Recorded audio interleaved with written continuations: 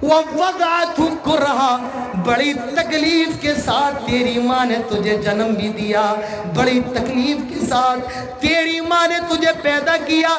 मेरे भाइयों, पैदा तुम माँ करती है, बाप कहाँ पैदा करता है? वो तो बाहर मिठाई का डिब्बा लेकर के खड़ा रहता है। आज मेरे घर में लड़का पैदा होने वाला है, आज मेरे घर में लड़की पैदा होने वाली है, आज मैं बाप बनने वाला हूँ। जरा उस औरत से सवाल करो, जरा उस माँ से पूछो जो मौत और जिंदगी से लड़ रही है, जो मौत का मुकाबला कर रही है, जो हॉस्पिटल के अंदर आईसीयू में भर्ती है, जो मौत को चुनौती दे रही है। बाप तो बाहर लड्डू बांट रहा है, लेकिन वो बेचारी माँ अपने बेटे को जन्म देते देते मौत से गुजर रही है। और हमारी नजरों ने कितनी माँ को देखा है जो बच्चे को जन्म देते देते अपनी जिंदगी से हार की इज्जत उनकी बेटी होती है, उनका बेटा होता है। भाई की इज्जत उसकी जवान बहन होती है, बहन की इज्जत उसका जवान भाई होता है। मेरे भाइयों, इस्लाम ने इज्जत की हिफाजत पर इतना जोर देते हुए फरमाया, अज़्ज़ानियतु वज़्ज़ानी फजलिदू कुल्ला वाहिदिम मिनहुमा मिअत जल्दा। कोई लड़का कोई लड़की अगर जिना कर ले, अल्लाह ताला फरमाता है मिअत जल्द, उनको 100 कोड़े लगाए जाएं। इस्लाम के अंदर जिना की इतनी खतरनाक सजा है, 100 कोड़े लगाए जाएं। क्यों? कोई लड़का जिना कर ले बाप बदनाम होगा, कोई लड़की जिना कर ले पूरा खानदान तबाह हो जाएगा। मेरे भाइयों, इसलिए इस्लाम ने जिना की इतनी सख्त सजा बताई है। और जब जिना की इतनी खतरनाक सजा है तो आदमी जिना से बहुत बचेगा, और जब जिना से बचेगा तो नस्ल भी अच्छी होगी। मेरे भाइयों, जिना होगा तो नस्ल हराम की होगी, और जब आदमी निकाह करेगा तो नस्ल हलाल की होगी। इस्लाम ने इज्जत की हिफाजत और नस्ल की हिफाजत का एहतमाम किया है। इसीलिए फरमाया, अज़्ज़ानियतु वज़्ज़ानी फजलिदू कुल्ला वाहिदिम मिनहुमा मिअत जल्दा। कोई लड़की अगर जिना कर ले, कोई लड़का अगर जिना कर ले, 100 कोड़े मारे जाए। मेरे भाइयों, कुरान ने पहले लड़की का जिक्र फरमाया है, जानिया का लफ्ज आया है। मालूम ये चला मेरे भाइयों, पहल कहीं से होती है तो वो लड़की की जानिब से होती है। अगर लड़की राजी ना हो मेरे भाइयों तो जिना नहीं हो सकता है। अगर लड़की राजी ना हो जिना नहीं हो सकता है। कुरान का ये पहला जुमला बता रहा है कि पहल जो होती है वो लड़की की तरफ से होती है। अज़्ज़ानियतु वज़्ज़ानी फजलिदू कुल्ला वाहिदिम मिनहुमा मिअत जल्दा। मेरे भाइयों, आप 20 कोड़े नहीं झेल पाएंगे। 100 कोड़े आपको आसान लग रहे हैं, 20 कोड़े नहीं झेल पाओगे, 25 कोड़ों में मर जाओगे। तो 100 कोड़े मारे जाए। किसको? किसको? जानी मर्द और जानी औरत को, जिनकी शादी नहीं हुई है, जो गैर शादीशुदा, ये उनकी सजा है। और जो शादीशुदा है उनकी सजा क्या है? कौन बताएगा? माशाअल्लाह, सबको पता है भाई। क्या है? बोलिए, फिर बोल दीजिए। जी हाँ, पत्थर मारा जाएगा। इसे उर्दू में क्या कहते हैं? रजम, संसार। यानी उनको आधा गाड़ दिया जाएगा और तब तक मारा जाएगा, तब तक मारा जाएगा जब तक कि वो मर ना जाए। मेरे भाइयों, तो ये शादीशुदा की सजा है, और जो गैर शादीशुदा है उनकी सजा है कि 100 कोड़े लगाए जाए। उसके आगे फरमाया गया, जो किसी पर जिना की तोहमत लगाए, जिना का इल्जाम लगाए और 4 गवाह ना ला पाए, 1 ले आया, 2 ले आया, 3 ले आया, लेकिन 4 नहीं ला रहा है, फरमाया जा रहा है ऐसे आदमी पर 80 कोड़े बरसाए जाएंगे।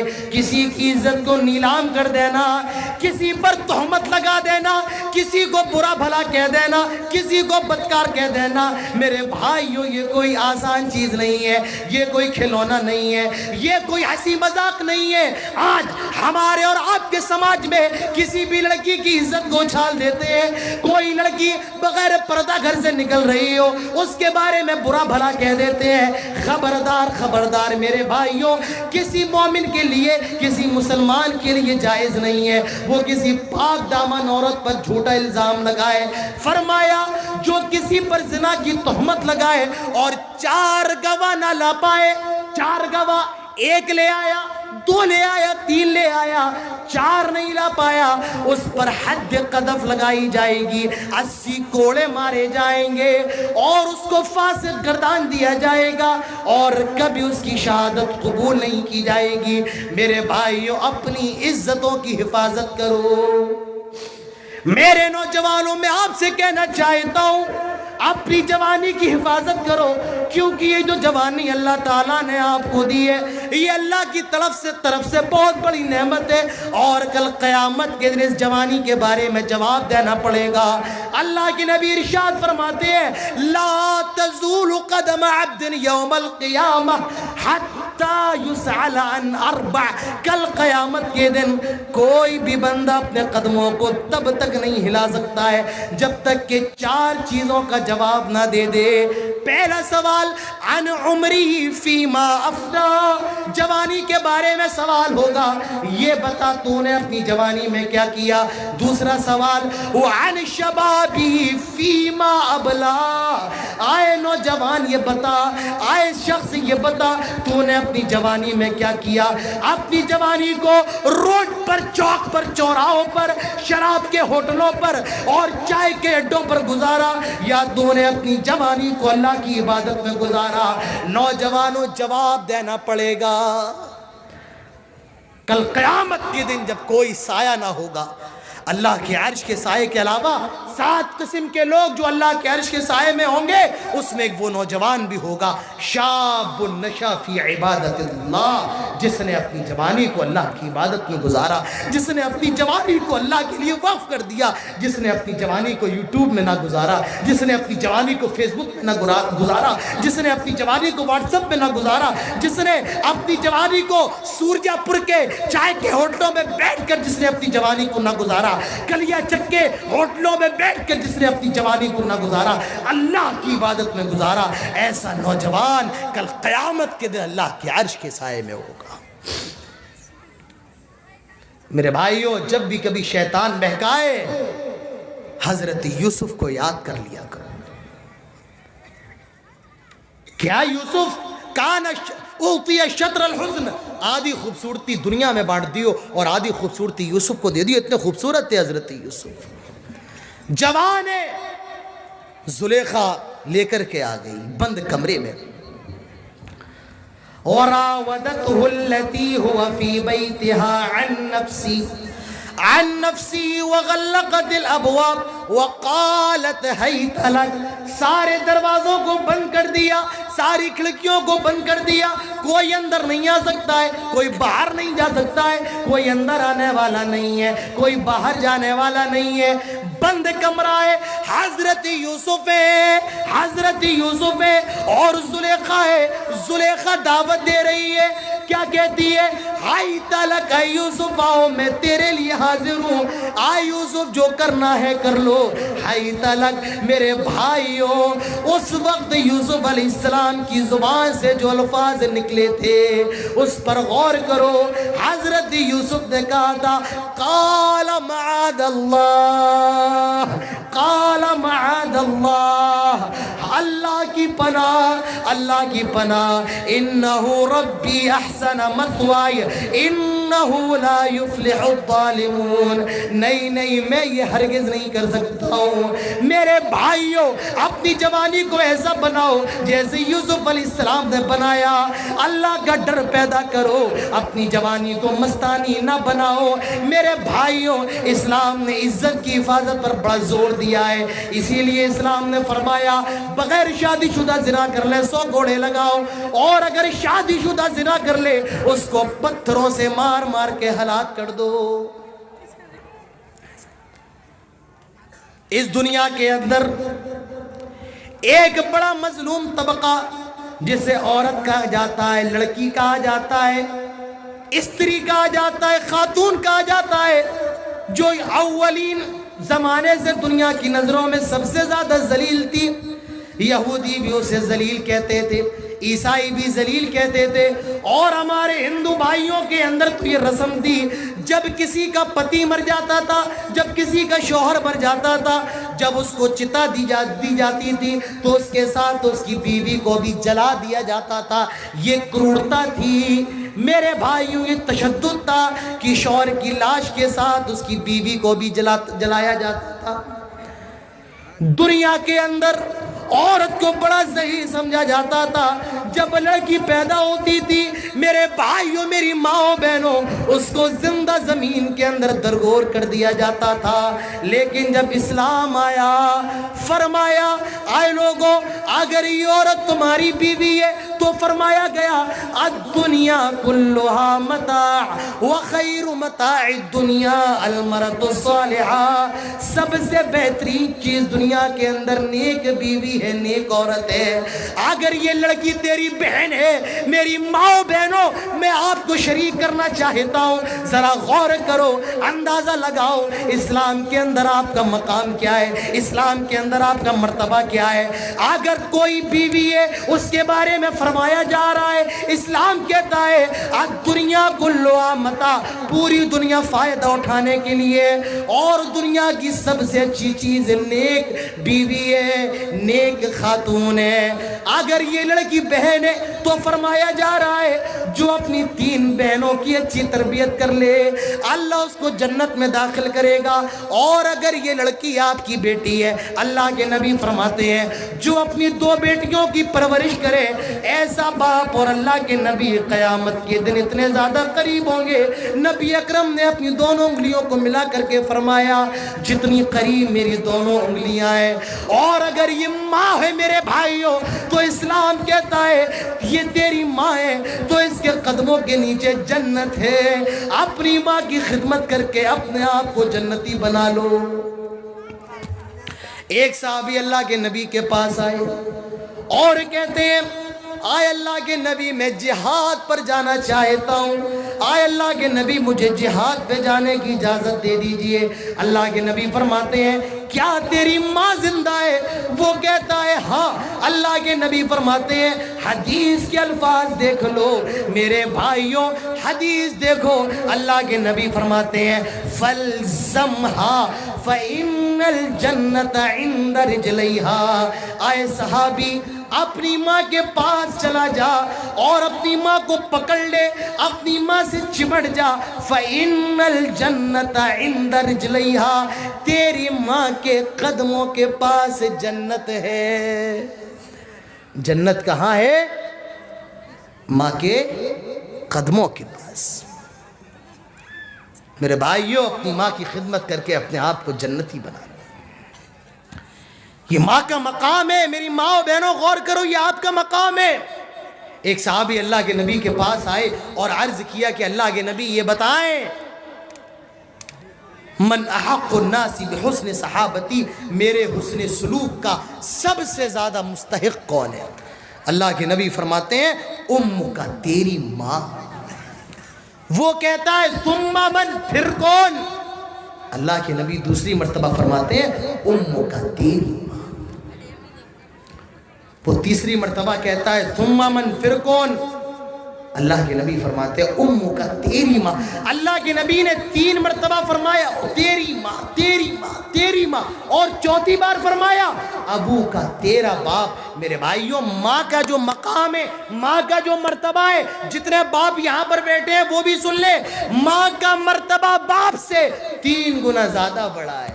جی ہاں، عزت اور احترام میں ماں باپ دونوں برابر ہیں، لیکن ماں کا درجہ والد سے 3 گنا زیادہ بڑا ہے۔ اور کیوں ہے؟ 3 ایسی تکلیفیں ہوتی ہیں جو صرف ماں برداشت کرتی ہے، باپ برداشت نہیں کرتا ہے۔ 3 تکلیفیں ایسی ہوتی ہیں جو صرف ماں برداشت کرتا ہے، ماں برداشت کرتی ہے۔ بنگال میں رہ کے ہماری بھی اردو خراب ہو رہی ہے۔ جو صرف ماں برداشت کرتی ہے، باپ برداشت نہیں کرتا ہے۔ سننا چاہیں گے وہ 3 تکلیفیں کیا ہیں؟ قرآن اٹھائیے۔ اللہ تعالیٰ فرماتا ہے وَوَصَّيْنَا الْإِنسَانَ بِوَالِدَيْهِ إِحْسَانًا حَمَلَتْهُ أُمُّهُ كُرْهًا وَوَضَعَتْهُ كُرْهًا وَحَمْلُهُ وَفِصَالُهُ 30 شهرًا۔ اللہ تعالیٰ وصیت کر رہا ہے کہ آئے انسانوں، تمہیں وصیت کرتے ہیں اپنے ماں باپ کے ساتھ حسن سلوک کرنا، حسن سلوک کرنا۔ فرمایا جا رہا ہے حملتہ امہ کرہا، سب سے پہلی تکلیف جو ماں برداشت کرتی ہے، جو باپ برداشت نہیں کرتا ہے، 9 مہینے اپنے پیٹ میں رکھتی ہے۔ 9 مہینے ماں تیرے وزن کو اٹھاتی ہے اور اس تکلیف کو برداشت کرتی ہے۔ وہ بیچاری اس وزن کو اٹھا کر، تیرے حمل کو اٹھا کر، تیرے وزن کو اٹھا کر برتن بھی صاف کر رہی ہے، اپنے کپڑے بھی دھو رہی ہے، گھر کا کام بھی کر رہی ہے، وہ کھانا بھی بنا رہی ہے، اور تیرے وزن کو اٹھا کر جہاں جا رہی ہے تیرے وزن کو لے کر کے جا رہی ہے۔ میں آپ سے کہوں، آپ اپنے ہاتھوں کو 15 منٹ تک اوپر کرے رہیں، آپ نہیں کر پائیں گے، آپ کے ہاتھوں میں درد ہونے لگے گا، آپ 15-20 منٹ سے زیادہ ایک حالت میں نہیں بیٹھ سکتے ہیں۔ میرے بھائیوں، ذرا اس ماں کو دیکھیے جو 9 مہینے ایک ہی حالت میں وزن کو اٹھاتی ہے، اس کا اور اس کے پیٹ میں اس کے بچے کا چہرہ بھی بن رہا ہے، اس کے ہاتھ بھی بن رہے ہیں، اس کے پیر بھی بن رہے ہیں، اس کی ہڈیاں بھی بن رہی ہیں، اور ہڈیوں کے اوپر گوشت بھی چڑھایا جا رہا ہے، سارا عمل اس کی ماں کے پیٹ میں ہو رہا ہے، اور یہ ماں بیچاری اس کے وزن کو اٹھائے ہوئے ہے، اس تکلیف کو برداشت کر رہی ہے۔ یہ پہلی ایسی تکلیف ہے جو ماں برداشت کرتی ہے، میرے بھائیوں باپ برداشت نہیں کرتا ہے۔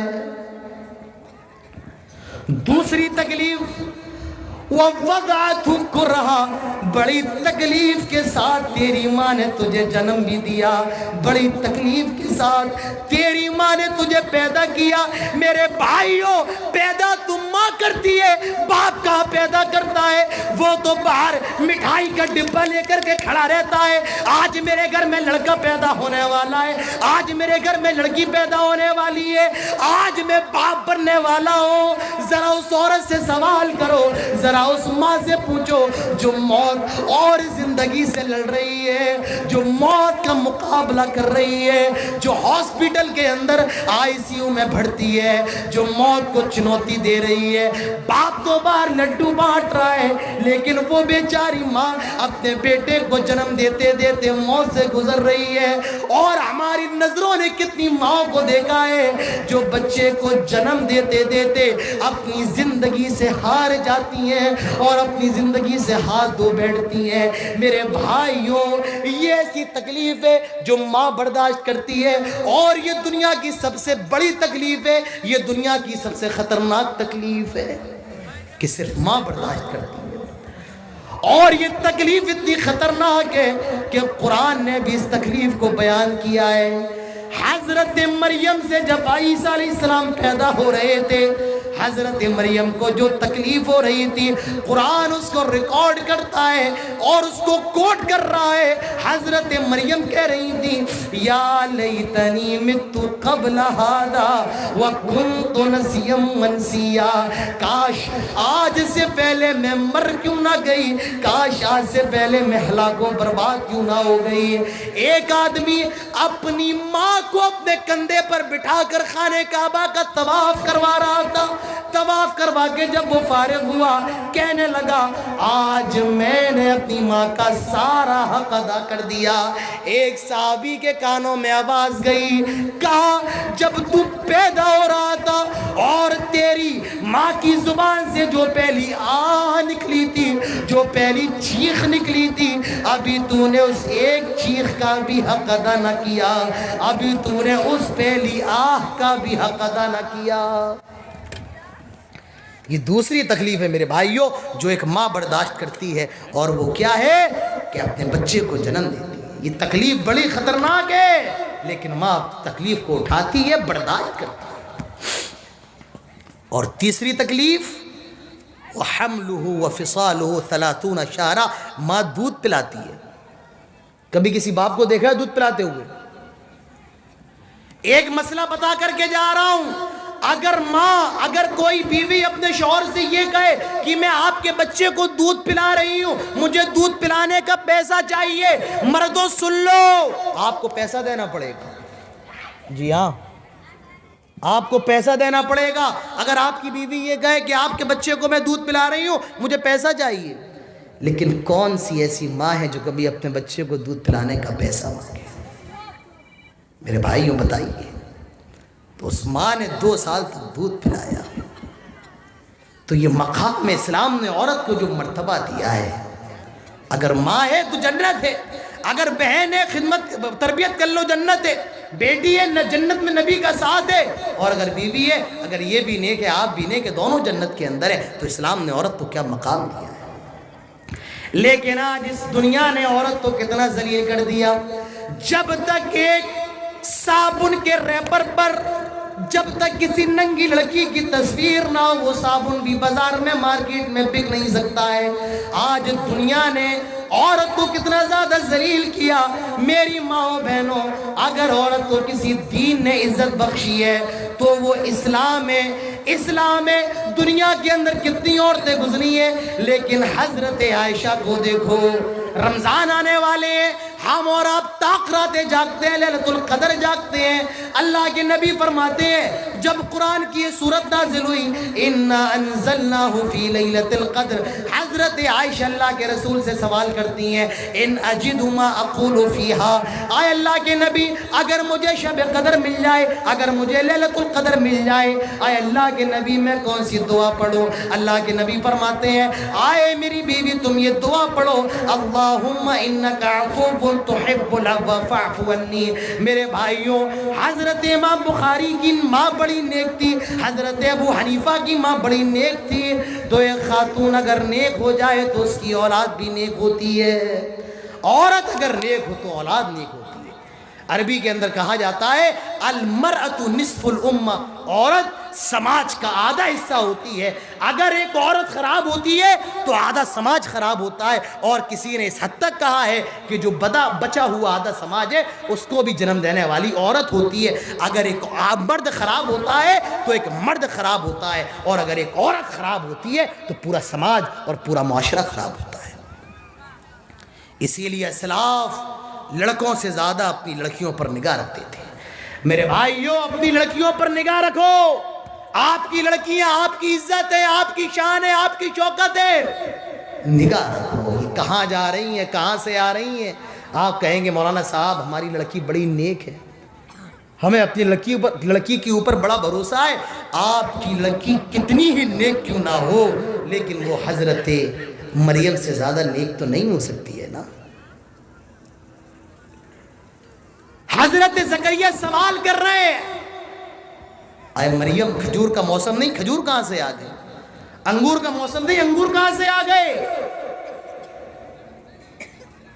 یہ واقعہ ہمیں بتا رہا ہے، حضرت زکریا کا پوچھنا بتا رہا ہے کہ اپنی لڑکیوں سے سوال کرو کہ تم کہاں سے آ رہی ہو، کہاں گئی تھی، تمہارے دوست کون ہیں، یہ فون میں نمبر کس کا ہے، یہ پین کہاں سے آیا، یہ ڈائری کہاں سے آئی۔ آپ سوال کریں، اپنے لڑکوں سے بھی سوال کریں، اپنی لڑکیوں سے بھی سوال کریں۔ میرے بھائیوں، عورت کا بگاڑ یہ سب سے بڑا بگاڑ ہے۔ آج حالات کیا ہے؟ آج غیر مسلموں کے ساتھ مسلمان لڑکیاں بھاگ رہی ہیں، کیوں؟ موبائل، فیس بک، چیٹ، بات، پھر فرار ہو گئی۔ میں نے پڑھا تھا، کسی نے میرے واٹس ایپ پہ بھیجا تھا کہ جس گھر میں جوان لڑکی کے پاس موبائل ہو اس گھر کی دیواریں اونچی کرنے کا کوئی فائدہ نہیں ہے۔ میرے بھائیوں، نگاہ رکھو اپنے گھر پہ، نگاہ رکھیے۔ تو اسلام نے عورت کی حفاظت پر بڑا زور دیا ہے، اسلام نے عورت کی عزت پر بڑا زور دیا ہے۔ میرے بھائیوں، یہ تحفظ انسانیت کا دوسری شق میں نے آپ کے سامنے بیان کی۔ اسلام نے انسانیت پر بڑا زور دیا ہے۔ اللہ تعالیٰ فرماتا ہے، قرآن اٹھائیے، قرآن کھولیے، من قتل نفسا بغیر نفس او فساد فی الارض فکأنما قتل الناس جميعا۔ میرے بھائیوں، آج اسلام پر کتنے اعتراضات ہوتے ہیں، آج لوگ اسلام کو کتنا برا بھلا کہتے ہیں، آج لوگ اسلام پر دہشت گردی کا الزام لگاتے ہیں۔ میرے بھائیوں، قرآن کی اس آیت کو یاد کر لو، کبھی کسی سے بحث ہو جائے، کبھی کوئی اسلام کو برا بھلا کہے، کبھی ٹرین میں جا رہے ہو، فلائٹ میں سفر کر رہے ہو, کبھی کسی سے بحث ہو جائے, یہ آیت پڑھ دینا. رب کعبہ کی قسم کھا کر کے کہتا ہوں میرے بھائیوں, ساری بحث ختم ہو جائے گی, ساری ڈیبیٹ ختم ہو جائے گی. سامنے والا یہ آیت سن کر کے خاموش ہو جائے گا. اللہ تعالیٰ فرماتا ہے من قتل نفسا بغیر نفس, جو کسی ایک منشے کا قتل کرتا ہے, ایک انسان کا قتل کرتا ہے بلا وجہ ناحق, اگر کسی کا قتل کرتا ہے, یہاں مسلمان کی قید نہیں ہے, یہاں ہندوؤں کی قید نہیں ہے, یہاں کسی بھی دھرم کی قید نہیں ہے. انسانیت کے بارے میں کوئی ایک منشے کا قتل کرتا ہے, جوانوں, عورتوں, مردوں, کسی بھی مذہب کا ماننے والا ہو, بغیر وجہ اگر کوئی ایک منشے کا قتل کرتا ہے, ایک انسان کی ہتیا کرتا ہے, قرآن کہتا ہے قتل الناس جمیعا, وہ پوری انسانیت کا قاتل ہے, وہ پوری انسانیت کا ہتھیارہ ہے, وہ پوری مانوتا کا قاتل ہے, وہ پوری ہیومینٹی کا قاتل ہے. میرے بھائیوں, اسلام نے ایک نفس کے قتل کو پوری انسانیت کا قتل قرار دیا ہے. اندازہ لگاؤ اسلام کے اندر انسانیت کی کتنی حفاظت پر زور دیا گیا ہے. کہا جاتا ہے انگلش کے اندر everything is fair in love and war, کہ عشق کے اندر اور جنگ کے اندر سب کچھ جائز ہے. روس یوکرین پر بم برسا رہا ہے, یوکرین روس پر بمباری کر رہا ہے, بچے بھی مر رہے ہیں, بوڑھے بھی مر رہے ہیں, عورتیں بھی مر رہی ہیں. کیوں؟ جنگ کے اندر تو سب کچھ جائز ہے. اسلام کہتا ہے نہیں نہیں, جنگ کے اندر سب کچھ جائز نہیں ہے. جنگ ہو رہی ہے, آئے مسلمانوں بچوں کو قتل نہ کرو. جنگ ہو رہی ہے, آئے مسلمانوں عورتوں کو قتل نہ کرو. جنگ ہو رہی ہے, بوڑھوں کو قتل نہ کرو. لا تقتلوا ولیدا, بچے کو قتل نہ کرو. لا تقتلوا امرا, کسی عورت کو قتل نہ کرو. ولا تقتلوا شیخا فانیا, اور کسی بزرگ کو قتل نہ کرو. اسلام تو وہ مذہب ہے, وہ دین ہے جو انسانیت کا ایسا سبق دیتا ہے, جو انسانیت کا ایسا پاٹ پڑھاتا ہے کہ اسلام کہتا ہے جنگ کے اندر بھی بچوں پر, بوڑھوں پر, عورتوں پر ہاتھ نہ اٹھاؤ. اللہ کے نبی ارشاد فرماتے ہیں ان اللہ کتب الاحسان علی کل شیء فاذا قتلتم فاحسنوا القتل. اللہ نے ہر چیز کے اوپر احسان کو لکھ دیا ہے. اے لوگو, جب تم قتل کرو تو اچھے طریقے سے کرو. کیا مطلب؟ کیا مطلب؟ میرے بھائیوں, زمانے جاہلیت میں جب جنگ کے اندر حریف کو مار, دشمن کو مار دیتے تھے تو اس کی لاش کا مسئلہ کیا کرتے تھے, اس کی آنکھ نکال لیتے تھے, اس کی شرمگاہ کو کاٹ دیتے تھے. اسلام کہتا ہے اے لوگوں, تم نے قتل کر دیا, مار دیا, جنگ ہو رہی ہے, اب اس کی لاش کا مسئلہ نہ کرو, اس کی آنکھیں نہ نکالو, اس کے ہاتھ نہ کاٹو, اس کی شرمگاہ نہ کاٹو, کسی میت کی بے حرمتی بھی نہ کرو. اسلام وہ مذہب ہے جو میت کی, مرے ہوئے کی, ڈیتھ باڈی کی بے حرمتی پر پیس اسلام فرماتا ہے کہ اس کی بے حرمتی نہ کرو. میرے بھائیوں, جتنی انسانیت اسلام کے اندر ہے, دنیا کے اندر کسی مذہب کے اندر اتنی انسانیت نہیں ہے. انسانیت کا اندازہ آپ ایسے لگا سکتے ہیں, اللہ کے نبی فرماتے ہیں اپنے بھائی کو دیکھ کر کے مسکراؤ. اپنے بھائی کو دیکھ کر کے مسکرانا بھی صدقہ ہے. لیکن آج ہمارا اور آپ کا کیا حال ہے؟ پاس سے گزر جائیں تو سلام مسکرانے کو تیار نہیں, سلام کریں تو جواب دینے کو تیار نہیں. یہ ہمارا اور آپ کا معاملہ ہے.